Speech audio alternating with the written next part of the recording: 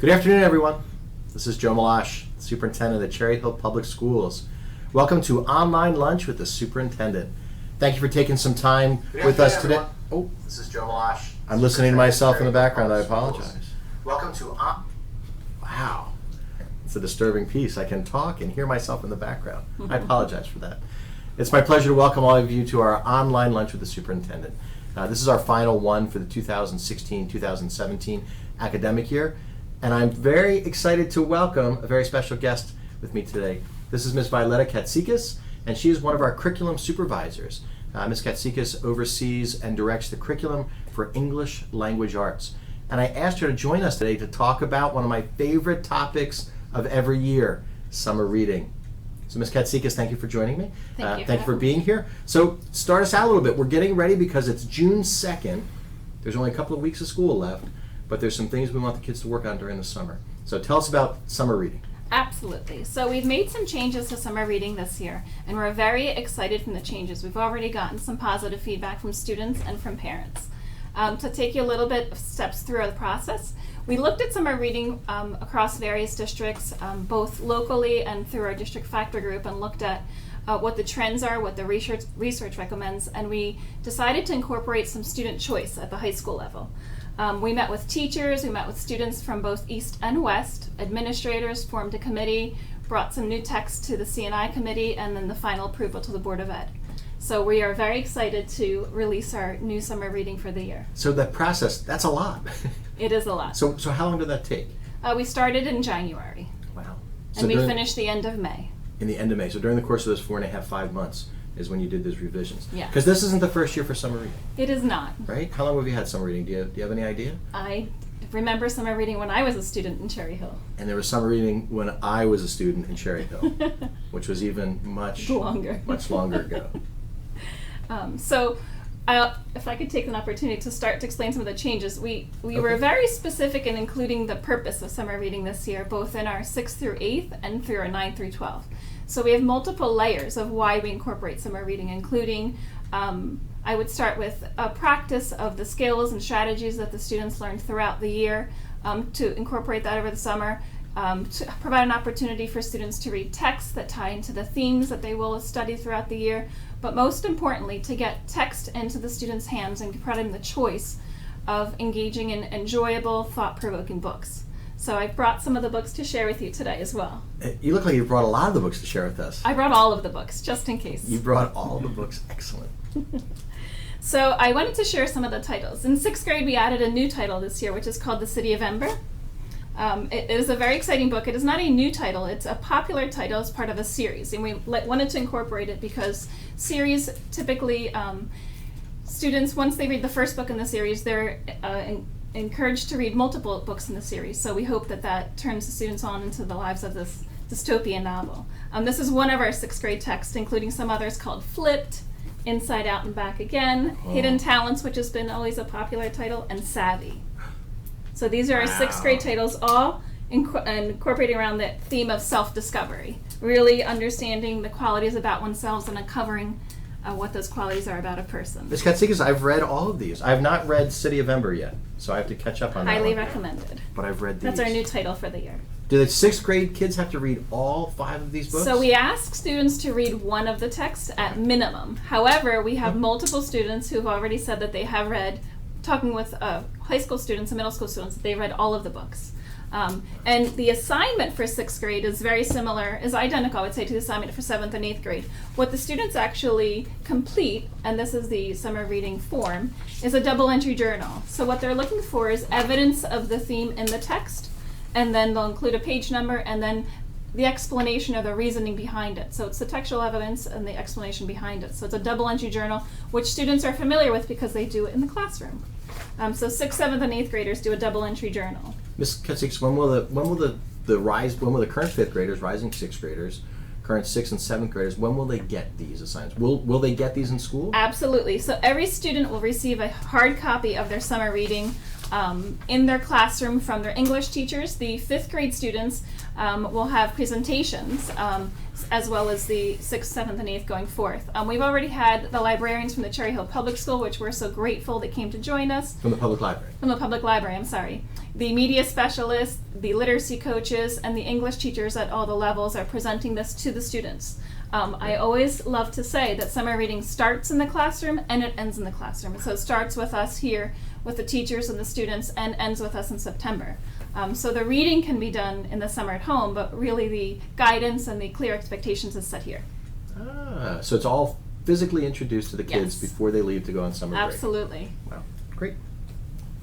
So tell us about the 7th grade books. Sure. So 7th grade, we added 2 new titles last year. We added a very popular title, Kwame Alexander's The Crossover last year, which is lyrical poetry. This is probably one of my favorites. Lyrical poetry. Yes, A Long Walk to Water, which is an excellent parallel story of 2 characters who meet in a very creative way. I won't give out any more.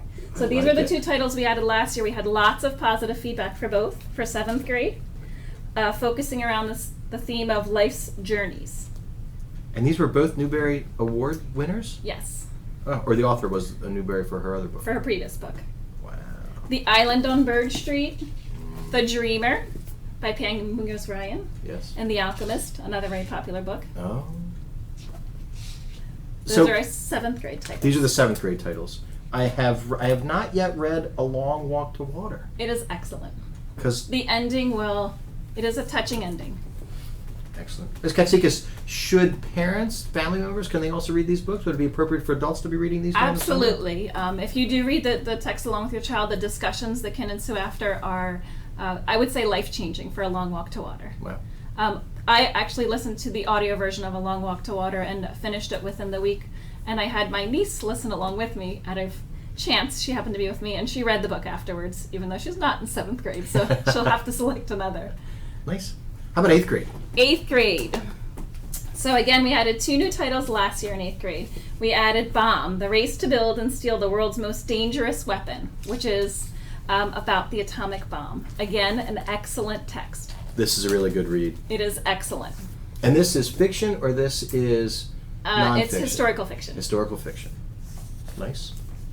Brown Girl Dreaming, Jacqueline Woodson. Again, poetry. Yes. Excellent author. Lyrical poetry again? You know. It's not lyrical. Yeah. I mean, sorry, yes. It is lyrical. Okay. The story, The Black Diamond, which is the story of the Negro Baseball Leagues. We've had in the past. The Uglies we've had in the past. And Freak the Mighty, another very popular one we've had in the past. Freak the Mighty is one of my favorite 8th grade books. And Uglies is Scott Westerfield, it's part of a series. There are additional books. If the kids like Uglies when they read Uglies? I believe so. And all of these focus around the theme of resiliency, which is the 8th grade theme that students talk about and read about for the year. Resiliency. Wow. So 6th, 7th, and 8th grade. Quite a selection of texts. And the assignments you said, Ms. Katsikis? The assignments, once again, parallel, right? Yes, are a double entry journal where students look for evidence of the theme and incorporate the quote directly from the text, and then they explain or the reasoning behind why they selected that particular quote. How does it show evidence of resiliency? How does it show evidence of life's journeys? How does it show evidence of self-discovery in 6th grade? And this is something that children are comfortable doing and familiar with doing in the classroom. Very good. And then, that's 6th, 7th, and 8th. So that's 6th, 7th, and 8th, and then moving on into high school. And high school. So as I mentioned earlier, we made some changes with the high school summer reading. I would say the biggest change is incorporating some student choice. So we offer a suggested... Student choice? Student choice. What do you mean by student choice? So we offer a suggested text focusing on the theme. So for 9th grade, the theme is constructing identities. Okay. The text we recommend is The Curious Incident of the Dog in the Nighttime. Has been in the past and has been a popular read. I had it on my desk just this past week, and I can't tell you how many staff members said, "Oh, I love that book. I've read this book." So we're excited to bring this back. Now, if students wanted to select an alternate text focusing around the same theme of constructing identities, there's just one simple step. If they have a text in mind, they can complete. If I can bring this nice and close, there's a parent permission letter that has to be signed and returned to the English teacher this year by June the 12th. And this parents just communicates that with your permission, they've selected an alternate text focusing around the same theme to read in place of The Curious Incident, or if you wanted to do both, you could always read both texts. The media specialists, the Cherry Hill Public Library media specialist librarians, And our English teachers are ready and prepared to discuss the theme if anybody needs suggestions or other text to look for. Excellent. And I like this book a lot. we also incorporated choice in the assignments that students will complete. So instead of having one assignment... Choice in the assignments too? Yes, that's the one we've gotten the most feedback about. Wow. Yes. So just explain that. Describe that for us, if you would. So students, for example, just to give you a couple ideas of the assignments, they can complete a reflection journal based on questions around the theme or the text. They can create a graphic novel in response to, this is a popular one, creating different pictures that depict images from the text. They can write an alternate ending to the text. They can develop a talk show script where they interact with the main character. There's a story modification where they can change a portion of the text. Not entirely. You still have to stay within the remains of what the character would typically do, right, but maybe change some of the actions. They could write a prequel or a sequel. They could write a speech if they wanted to nominate the book for an award. And they could write a college essay from the perspective of the main character. Wow. Which is for the seniors, I think, is quite appropriate. So a certain level of creativity depending upon how the book touches Yes, them. I think it offers opportunity, affords the students an opportunity to demonstrate their understanding in different ways, through visually, through artistic, through writing, through a lot of creative avenues. And we've already gotten, like I mentioned earlier, some parents expressed that my child is enthusiastic about summer reading, and now they feel comfortable with the response or with the assignment. And when we met with the students, both East and West, they described that they felt limited a bit by the assignment in the past, and they wanted to expand their wings a little more in what they could do. Great.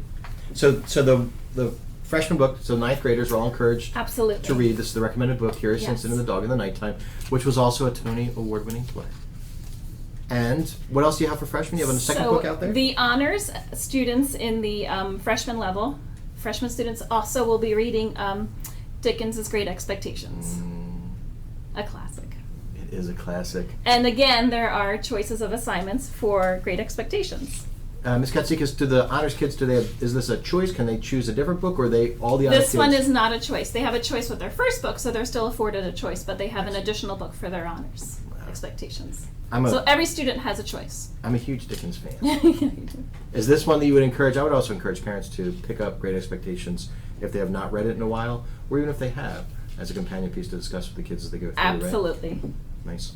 And even if you're not in an honors class, it's an excellent text to read. Great. So let's talk about 10th grade. 10th grade. I think this will bring back some memories from folks from being in high school. I know I read this myself. Fahrenheit 451. The 10th grade theme of power and responsibility. Yes. So again, students can choose this selected text, this suggested text, or if they would like to choose an alternate text, they could look for titles that they've read in the past, or look for titles that they're interested in reading that focus around power and responsibility. Sure. With a parent permission to their English teacher prior to June 12th or on June 12th. And enjoy the text. And then for our honor students at the 10th level, we have The Once and Future King. Another good one. I like 10th grade. I think I may go back for these discussions. The discussions, I am very excited. So we've collected a lot of feedback prior to the process, but Yes. our feedback doesn't end there. We're going to be going into the buildings in the beginning of September to see this in action and really to collect feedback from the students based on the changes that we made.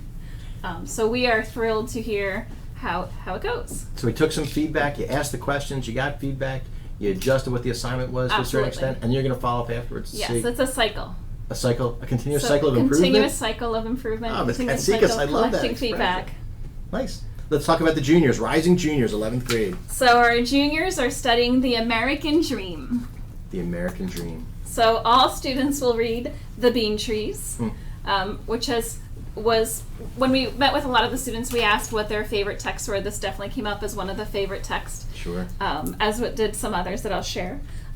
Focused around the American Dream, the ideas of the American Dream, opportunities, equality. And again, this was our suggested text, but you're welcome to self-select another independent text if you receive parental permission.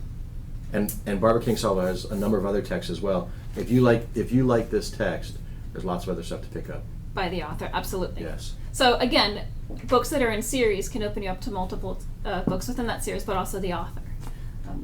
And then our AP and honor students are reading The Grapes of Wrath, Steinbeck's The Grapes of Wrath. This is a favorite. Which is clearly a favorite in the room. I love The Grapes of Wrath. I'm a big John Steinbeck fan. And I do think this is a piece, again, adults, parents, family members, other folks that are watching, if you have not read The Grapes of Wrath recently, pick it back up, reread it, especially in 2017, incredible messages that come through about the American dream. What does it mean? And about family and about relationships. Great text here. And one of the choice assignments for 11th graders is the book award, where they write a speech for a book, whether it is The Bean Trees, could be The Grapes of Wrath, or another American text that would win the award for the best American dream text. Creative assignment, so we're looking forward to that. And then finally, our seniors. This was actually the most popular book when we met with both students at East and West, The Namesake. I think it hit home for a lot of students. Yes. It incorporates the theme of social justice, the exploration of fairness, equality, justice, and students really enjoyed reading it and asked for it to stay. Again, a big fan. A big fan of this book. Great story. And so our honor students the will AP read kids? honors and AP students. I'm sorry, AP students will read 1984, George Orwell's 1984, and discuss Orwellian social justice. I won't give out any more because the AP students do a phenomenal. I'm sorry, the AP teachers and students do a phenomenal job with this. Yes. Some of the assignments look at TED Talks about an Orwellian world and what it might look like. So we're looking forward to some creative assignments coming to us. Excellent. You know, and for those of us that lived in 1984, it brings up some interesting discussions as well. So how do you access all this information if your child misplaces this, or if they were absent when it was distributed? We have easy access on our district websites. On the district website, it's found right under the academics tab.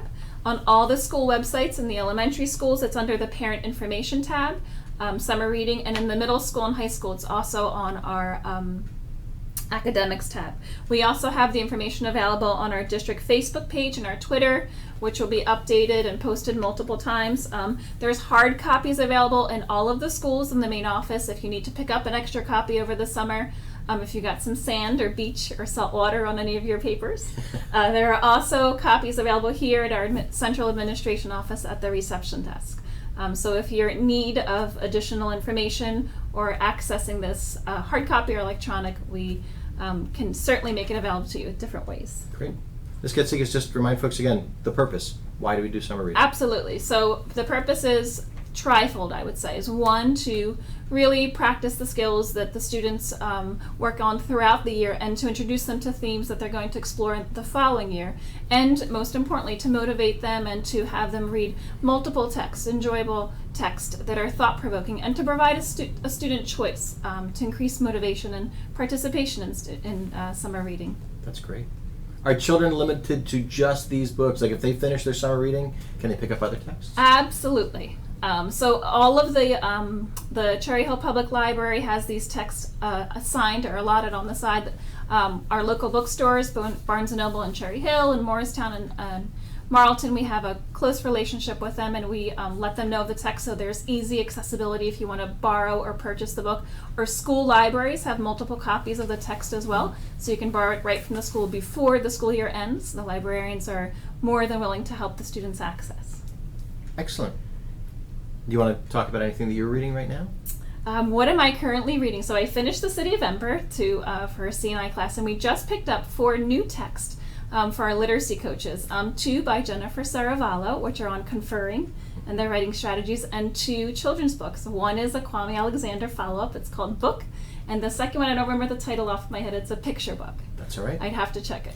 Good stuff. Right now, I am rereading Love May Fail, which is by Matthew Quick. Who was actually he was a South Jersey guy for a while. He's visiting the Cherry Hill Library, I think, He next is month. on July 6th. Yes. So if you are around, or folks, if you are around, Cherry Hill Public Library on July 6th, Matthew Quick, is probably his most famous text is Silver Linings Playbook, which ultimately was made into a movie. If you're from South Jersey, if you've lived here, if you've grown up here, Love May Fail is the big portion of the book is set here in South Jersey. You will recognize a lot of the places that they refer to in the book. But if you like Matthew Quick, if you'd like to see an author, July 6th, Cherry Hill Public Library. Very exciting. Ms. Katsikis, any last thoughts you'd like to leave folks with? If any parents or students have any questions, standard protocol, first avenue I would say is to go to your teachers and the schools. You're always welcome to reach out to us, but they'll be able to answer your questions right on the spot. We look forward to receiving feedback about the assignments and the text and the choice. So in September, over the summer, please let us know how you're enjoying it. And as I mentioned earlier, we really want to stress that summer reading starts in the buildings, in the schools, and ends in the schools. So we're excited to send off the students well equipped to enjoy summer reading and to expand their horizons. Excellent. Ms. Katsikis, I really appreciate it. Now, many of the folks that are watching us right now, if they're watching us in the live stream, could be eating lunch. So I have some cantaloupe and strawberries. This is one of my favorite times of year for fruit, so I'd be happy to share some with you. I don't typically eat because, the talking and the watching at the same time. Or you're welcome to come back later. I will join you later for some fruit. Thanks for coming. It's Thank great you to very see much for having me. Have a wonderful summer. Happy reading. Thanks, Ms. Katsikis. Summer reading is one of my favorite activities every year. And honestly, beyond the actual reading of the books, I always look forward to going into the classrooms and hearing the students' perspectives. As the folks and Ms. Katsikis worked with the high school principals and high school teachers and other administrators to talk about the purpose of summer reading. And this has really been a major overhaul and a redefinition about how we do summer reading, why we do summer reading, and allowing some additional choice for children to pick books that they may be interested in, as long as they match up with the theme. So lots of information online. It's available, and it is being introduced currently to the students in each of the schools. And adults, I encourage you to read the books, right? Read the books along with your children. Read them before, read them afterwards, but read them, talk to them about it. Our goal is to have kids read. I love to read. I love to have the discussion with my girls about the books that they read, even when they don't like the books. Not all the kids are going to like the books that they read. That's okay. What we want them to do is be able to be articulate about what it is that they do not like about the books. So one of the things as we transition into some of the talking points that I have for you, as I do, because sometimes I forget at the end, I want to remind everybody the artwork that's behind me. And I am thrilled always to have this artwork in the office. And we hang it up here in the office and have in the buildings. This artwork has been provided to us by the students at Bret Harte Elementary School. So I'm grateful to the Harte community for sharing their artwork and for having this in here. The folks that work in this administration building always stop down and they know when the art's going to turn over, because they love to see the work that the children produce. I'll be excited to welcome the parents and the student artists who produce this work here in the office, so the kids can tell me about what it is that they created, what their inspiration was to go through. So as I'm sitting here doing this online lunch today, it's June the 2nd. There are literally 2 weeks of school left after today. Friday, June 16th is the last day of the academic year for our students. And Friday, June 16th will be the culmination of another incredible year in the Cherry Hill Public Schools. There are a lot of activities taking place during the course of the next couple of weeks, which will be highlighted by 5th grade moving up ceremonies in the schools that have them on Wednesday, June the 14th. Our high schools will graduate on Thursday, June the 15th, and our middle schools will have their graduation exercises on Friday, June the 16th. There are still ways for folks to get involved. I know the PTAs and the folks in each one of the schools are looking for additional support, especially at the high school level. One of the greatest activities that's provided by the PTAs in our community is Project Graduation, which is a safe environment for our newly graduated children, and they spend over the course from about 10 o'clock at night to about 5 o'clock in the morning. It's drug and alcohol free. There are activities, there are games, there are prizes. High School East does their Project Graduation at the Cherry Hill Health and Racquet Club. High School West does their Project Graduation at the JCC. But the PTAs are always looking for additional volunteers, especially in the mid morning. And by mid morning, I mean between about 1:30 and 4:30 a.m. They're always looking for volunteers to be out to help out. So if you're interested, if you have an elementary child, a middle school child, or a younger child in the high school, they're always looking for new parents to become involved. Contact the PTAs at High School East or High School West. But enjoy the last couple of weeks. This is a time of celebration. This is a time of celebration for the successes that each of our children has had during the course of the academic year, for the kids to be able to talk about what it is that they learned, what it is that they achieved. So have those discussions at home. Talk to your kids about what they've learned and what they've really enjoyed. And be prepared for the summer. Be prepared for these summer readings, incredible activities. So a couple of other things. There's been a lot of discussion. I've had a number of questions have come through to me directly, to Mrs. Wilson through public information, and our quick question. I know that there's, I've been alerted there's been some social media chatter about international trips and about a change in the wording in the policy that governs field trips, and then specifically about overseas, out-of-country, international trips. So the way that the Cherry Hill Board of Education operates is that we have committees. The committees of the board meet on the first Monday and Tuesday each month, and the board holds traditionally 2 Board of Education meetings each month. The work session, which is on the second Tuesday of the month, and then an action session, an action meeting, which is on the 4th Tuesday of the month. Anytime that there's going to be something changed in terms of policy, like the field trip policy, it's always introduced to committee and discussed at committee. The policy regarding field trips was introduced for discussion during the November cycle of the board. And at the November committee meetings, which occurred on October 31st, both the C&I Curriculum and Instruction Committee and the P&L, the Policy and Legislation Committee, this policy was discussed. It was discussed in November, was discussed in December, and then ultimately was introduced with revisions in February and March, and adopted as a revised policy in March of 2017. The big change in the adoption with the revision of the policy dealt with the international trips to go through. And each one of these committee meetings that are held and the Board of Education meetings are all public meetings. They're all advertised on our website. The meeting dates are published a year in advance. We adopt them. In fact, during the May cycle of the board, we adopted all the meeting dates for next year. So we always encourage, we like when folks come out to meetings. I always like when folks are at meetings to be able to listen to discussions, to see the work of the board, because the work of our Board of Education takes place in public. The discussions take place in public. So the change in the policy, in fact, removes the Board of Education to take action or to approve or disapprove any sort of international travel. By the new policy that's been adopted, the board's just not going to participate in that. That does not mean that international trips can't be planned. It just means they will not be part of what's done from within the school district. As superintendent, I could never require a staff member to run a trip overseas or to set a trip overseas to do that. Those are always things that grow organically and then are determined, and individual staff members make the determination to do that, to organize the trips. Parents are involved, outside organizations are involved, all of which can still continue, but they're not going to be voted on or endorsed by the board. There are talking points that we provide to staff, about how to address it if you'd like to move forward, and what it means and what it looks like that the board's not going to act. There's no ban on international trips, but the board is not going to be involved in international trips. If you have specific questions, contact me. The Assistant Superintendent, Dr. Campisi, has provided talking points to our administrators and to our staff members, and we will have discussions internally with staff if there are questions about what it's going to look like. And there are lots of reasons. There was no singular reason why the policy was changed. There are a lot of reasons that went into it. Everything from safety and security to cost to the measure of what the trips are and whether or not the board should be involved in that process. So ultimately the policy was changed, but there's no ban. I always encourage folks and families to travel. You should see other things. You should go other places, and you can make those determinations to do that. But if you have additional questions, don't hesitate to contact me. Contact Mrs. Wilson through public information, or send a question through our quick questions. As we are in the beginning of June, the 2017-2018 academic year for us begins on July 1st. In fact, we've been well involved in the planning process for the next academic year. Early in May, we adopted the budget for 2017-2018, and we have some highlights of the budget to go through, including the addition of 8 new staff members.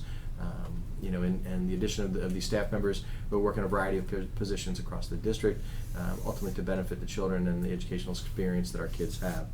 We do have some large projects that are going on. There's work that's going to be done at Barton, some structural work that's there. Really excited. We're starting a project to use the Barclay Early Childhood Center. This is a security prototype for the district, the introduction of security vestibule, card swipe access for staff members into the building, additional security cameras, to look at where we are going as a district and what we are going to do as a district. We'll also be continuing our discussion about Cherry Hill 2020, and the ongoing visioning work that took place this year and moving that into actionable steps. We believe those actionable steps are going to lead us to a referendum on September 25th of 2018. And I'm really excited about talking about the projects and the physical work that must be done on our campuses, within our buildings, to address the infrastructure, to address parking and the parking lots, to address instructional spaces. So I'm very excited about those discussions. In mid-August or so, Mrs. Wilson, through Public Information, will be publishing a calendar of meeting dates and discussion dates. I'm looking forward to talking to as many people as possible about this work that's going to be done. If you have a community group that you'd like me to come and speak to or speak with, I'm always excited to do that. Contact Mrs. Cohen, my secretary, or contact Mrs. Wilson, and they can set something up. PTAs, business groups, we're always looking forward, or I'm always looking forward to talking to additional people to go out there. If you'd like to see our budget, if you go to our district website is always going to be a central piece for information. There's an incredible amount of information on our district website, and the website is www.chclc.org. From there, you can navigate to any of our 19 schools and find a wealth of information. But the user-friendly budget is online. You can see the amount of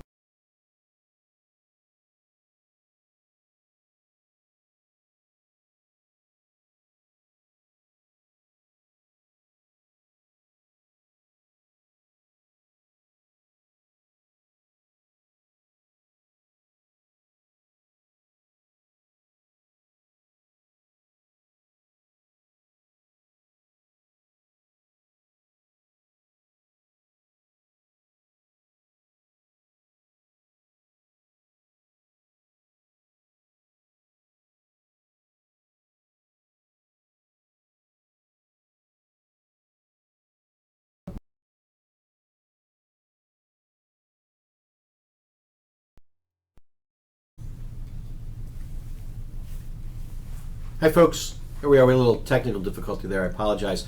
In the interim, it did give me a chance to have a little bit of the cantaloupe. If you like cantaloupe is delightful this time of year. I encourage you to go out and to get some.